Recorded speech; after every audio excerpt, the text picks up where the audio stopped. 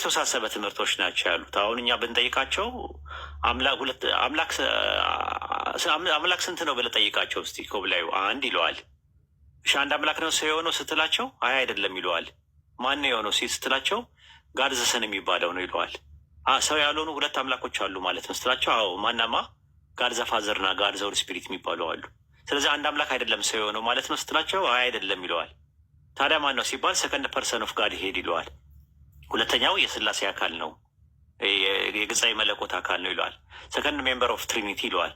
ሁለተኛው የስላሴ አባል ነው ይለዋል። በአባልነት ማለት ነው። አባሎች አሉ፣ 3 አባላቶች አሉ ጋድ ሄድ ውስጥ ዘፋዘር ዘሰን ይህን ዘውል ስፒሪት የሚባሉ እንግዲህ ተመልከት። እንግዲህ ከዛ በኋላ ከዛ ውስጥ ነው የመጣ። አይሁዶች ይህን ነገር አያውቁትም።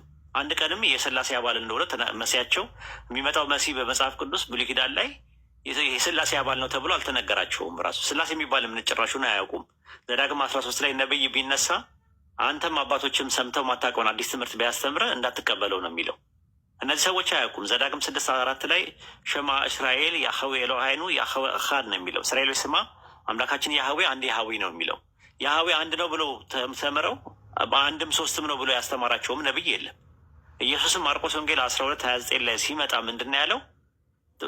ታላቅና ፊተኛው ትእዛዝ የትኛው ነው ተብሎ ሲጠየቅ ታላቅና ፊተኛው ትእዛዝ እስራኤሎች ስማ ጌታ አምላካችን አንድ ጌታ ነው ብሎ ዘዳግም 6:4 ነው የጠቀሰው።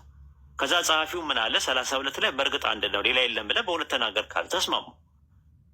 ስለዚህ ብሉይ ኪዳን ላይ የነበሩ ሰዎችና አዲስ ኪዳን ላይ ያለው ሐዋርያትና ኢየሱስ በአንድ አምላክ ነው የሚያምኑት። አንድ አምላክ ብሎ ነው ያስተማሩት። አንድም 3ም ብለው አላስተማሩም።